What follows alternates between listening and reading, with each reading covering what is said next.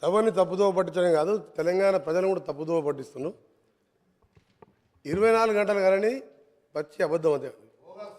ఇది ఎక్కడైనా మీరు అడగండి, ఏ గ్రామానికైనా వెళ్దాం, ఏ సబ్స్టేషన్కైనా వెళ్దాం, లాగ్ బుక్స్ ఉంటాయి.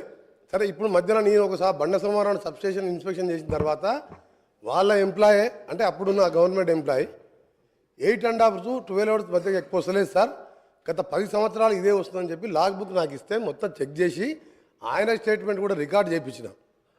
చేయించిన తర్వాత 4 గంటలు, నేను 1 గంటలకు చెక్ చేపిస్తే 5 వరకల్లా తెలంగాణ స్టేట్లో ఉన్న సబ్స్టేషన్లో ఉన్న అన్ని లాగ్ బుక్స్ హైదరాబాద్కి వచ్చినాయి. రెండో విషయం అధ్యక్ష, ఈ లాగ్ బుక్ అనేది ఏంటంటే సబ్స్టేషన్ కట్టినప్పటికి వెళ్ళి 70 సంవత్సరాలకి వెళ్ళి వదిలిపెట్టుకొని సబ్స్టేషన్ కట్టినప్పటికి వెళ్ళి ఆ కరెంట్ ఎంత వస్తుంది, ఇన్కమ్, అవుట్ గోయింగ్ ఎంత, 3 ఫేజ్ ఎంత, సింగిల్ ఫేజ్ ఎంత, అలా రికార్డ్ అవుతుంది. సబ్స్టేషన్ 5 గంటలకే, నేను పోగానే 5 గంటలకు సీఎండి రఘుమార్ రెడ్డి గారు నల్గొండ పంపించిండ్రు. నల్గొండ జిల్లాలో రాష్ట్ర వ్యాప్తంగా తెల్లారి వరకు అన్ని సబ్స్టేషన్ లాగ్ బుక్లు వచ్చినాయి. 10 సంవత్సరాలకి వెళ్ళి నిజంగా వీళ్ళు 8 సంవత్సరాలు అంటారు 24 hours ఇస్తామని, ఎందుకు లాగ్ బుక్ తెప్పించిన అధ్యక్ష? రెండవది, మధ్యలో కూడా మేము అది ప్రూవ్ చేసినాం 8.5 to 12 hours. ఈ 8 yearsలో కూడా హైయెస్ట్ వాళ్ళు ఇచ్చింది అధ్యక్ష. ఒక్కసారి సీజన్లో, పీక్ సీజన్లో, మార్చ్ ఏప్రిల్లో, సెప్టెంబర్ అక్టోబర్లో ఒక్కసారి 16 గంటలు 10-12 రోజులు మాత్రం ఇచ్చిండ్రు. యాజ్ పర్ రికార్డ్ మీ దగ్గర లాగ్ బుక్స్ ఉన్నాయి హైదరాబాద్లో. నేను కూడా గౌరవ మంత్రి గారు కోరుతున్నా, ఆ లాగ్ బుక్స్ అన్నీ కూడా సబ్స్టేషన్లో ఉండాలి, పంపించమని కూడా కోరుతున్నా. రెండో అధ్యక్ష, ఇంత అబద్ధాలని ప్రతిరోజు కూడా మీరు ఎలక్షన్ల ముందు ఏం చెప్పిన అధ్యక్ష? కరెంటు తీగలు పట్టుకోండి, 3 గంటలు వస్తుందా, 24 గంటలు తెలుస్తాను నేను చెప్పిన. అప్పుడు కూడా క్యాంపెయినింగ్లో పట్టుకుందాం, మీరు సిరిసిల్లనే పట్టుకుందాం, కేటీఆర్ గారు మీరు ఎప్పుడు రమ్మంటే చెప్పండి పట్టుకుంటాం అన్నాడు. వారేమన్నారు, కాంగ్రెస్ వాళ్ళు అందరూ పట్టుకోమని చెప్పండి, పీడ పోతుంది అన్నాడు. చనిపోతాను కూడా సిద్ధంగా రైతుల కోసం మీరు అబద్ధాలు ఆడొద్దని చెప్పిన. రెండవది అధ్యక్ష, వీరు చెప్తున్నారు ఇవాళ అప్పులైనా, మా గౌరవ డిప్యూటీ సీఎం గారు చెప్పారు అధ్యక్ష. ఎగ్జాంపుల్ చెప్పకూడదు అధ్యక్ష, కరెంటు విషయం 24 గంటలు ఎప్పుడు ఇయ్యలే, అన్ని అబద్ధాలు అదొకటి. రెండవది అధ్యక్ష, ఎందుకు నష్టాలు వచ్చింది అధ్యక్ష? పవర్ పర్చేజ్ అగ్రిమెంట్లో ఎక్కువ రేటు కొన్నందుకు. రెండవది అధ్యక్ష, మా ఉదాహరణకు నల్గొండలో వీరు మంత్రిగా ఉండే ఎలక్ట్రిసిటీ మినిస్టర్ గారు వీరు చేసిన గత కార్యాలకు అధ్యక్ష 29,000 కోట్లతోని యాదాద్రి పవర్ ప్లాంటు 4,000 మెగావాట్తో స్టార్ట్ చేసిన అధ్యక్ష. 9 సంవత్సరాలు స్టార్ట్ అయ్యి 29,000 కోట్లతోని పిఎఫ్సి వాళ్ళు 16,000 కోట్లు ఇచ్చిన అధ్యక్ష. ఇస్తే దాని నామినేషన్ మీద దేశ చరిత్ర, ప్రపంచ చరిత్రలో అతిపెద్ద కుంభకోణం 29,000 కోట్లది బిహెచ్ఎల్ మీద నామినేషన్ ఇద్దా అధ్యక్ష. బిహెచ్ఎల్ నామినేషన్ ఇచ్చిన తర్వాత అదే దాని మీద నేను జార్ఖండ్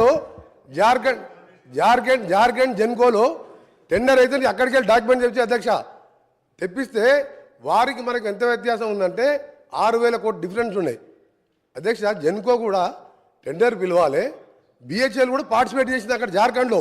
అప్పుడు అడిగిన అసెంబ్లీలో ఉండి అడిగితే దాన్ని మాట్లాడలే. దాంట్లో పెద్ద స్కామ్ జరిగింది. వీరి పాత్ర కూడా చాలా ఉంది. ఇలా ఈయన పాత్ర 10,000 కోట్లు తిన్నాడు. అలా నేను ఇంకోటి చెప్తున్నా అధ్యక్ష, ఇది ఆన్ రికార్డ్ చెప్తున్నా, నేను ఇవన్నీ కూడా సాక్షాత్తుగా ప్రూవ్ చేస్తా. ఇది 50,000 కోట్లు పెరిగింది అధ్యక్ష. ఇప్పుడు 50,000 కోట్ల పెరిగింది. పెరిగితే 16,000 కోట్లే టర్బైన్స్ అండ్ బాయిలర్స్ బిహెచ్ఎల్ వాళ్ళు చేస్తారు. మిగిలింత ఎవరు తీస్తున్నప్ప వర్క్స్? ఈయన సబ్ కాంట్రాక్టర్లు. అక్కడ అప్పుడున్న మిర్యాలగూడ ఎమ్మెల్యే, అక్కడున్న లీడర్లు తోసుక తిన్నారు అధ్యక్ష. మొత్తం ఇక లాస్ అయిందండి. ఎందుకు లాస్ అయింది? ఇవన్నీ రికార్డు చెప్తున్నాను నేను అబద్ధాలు చెప్తలేను. రెండోది అధ్యక్ష చెప్తున్నా, ఈరోజు అది 8 to 10 కోట్ల రూపాయలు, 10 కోట్లు. నేను ఏ రికార్డులో చెప్తున్నా, రికార్డు పోదాం, రికార్డులో చూసుకుందాం. మీరు టెండర్ పెట్టకుండా ఇచ్చుడే పెద్ద స్కామ్ అది. రెండవది అధ్యక్ష ఈరోజు వీరు మాట్లాడుతున్నారు అధ్యక్ష. అసలు ఫ్రీ పవర్ అంటే ఎవరు అధ్యక్ష? కాంగ్రెస్ పార్టీ పెట్టండి. కాంగ్రెస్ పార్టీ దేశంలో ఏ రాష్ట్రంలో కూడా ఇవ్వలేదు అధ్యక్ష.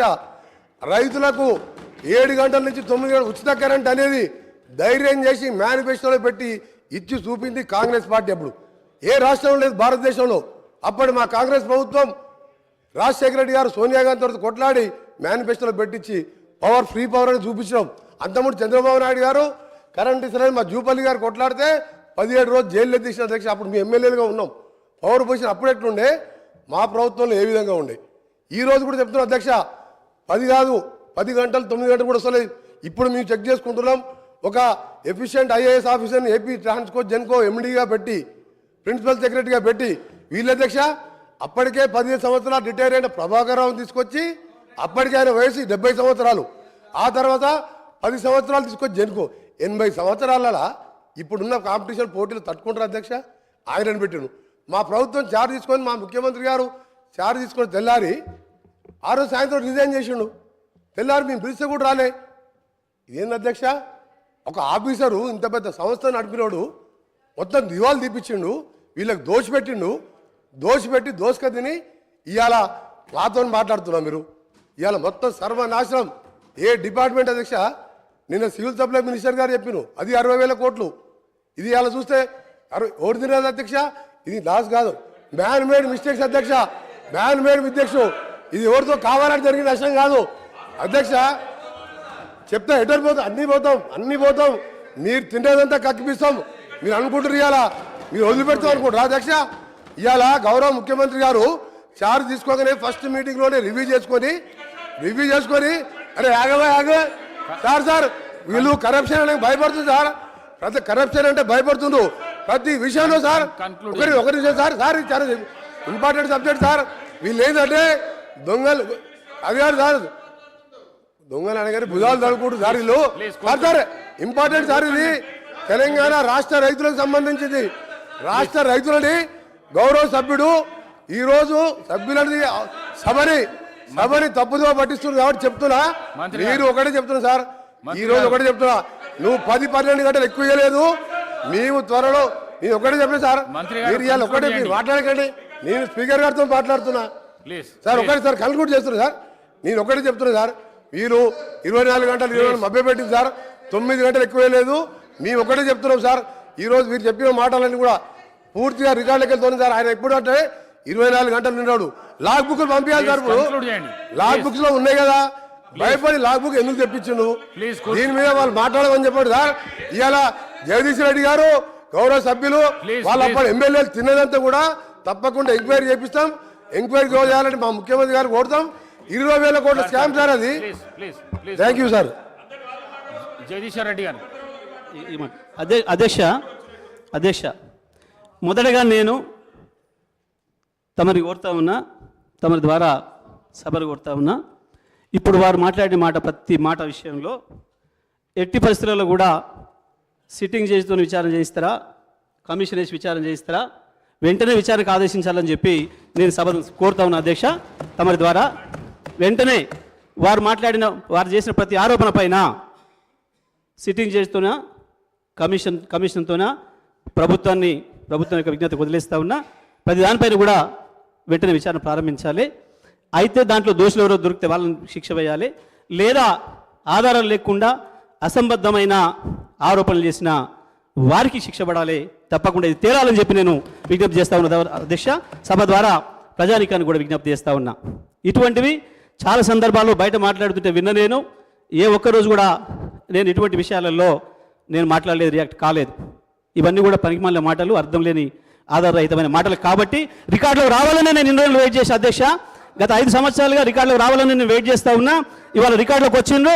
తప్పకుండా దీనిపైన చర్య తీసుకోవాలని చెప్పి నేను తమరి ద్వారా ప్రభుత్వాన్ని కూడా కోరుతా ఉన్నా అధ్యక్ష. ఇక వారు చెప్పిన అసలు విషయానికి వద్దాం అధ్యక్ష.